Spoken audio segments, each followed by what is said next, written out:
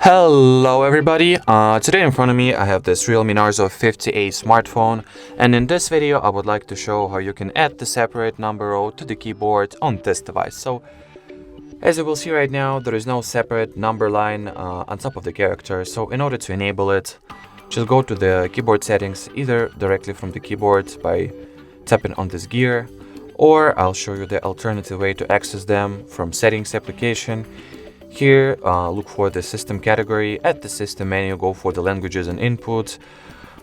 Choose on-screen keyboard. Tap on the keyboard that is currently in use at your device. Usually by default, it's always got to be the Gboard. At the Gboard settings, go for the preferences, and all that it's left to do is to turn on this number row switch. And as you will see, the separate number row has successfully appeared on top of the characters on the keyboard of this device.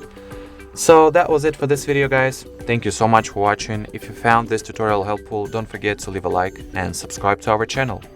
Bye bye!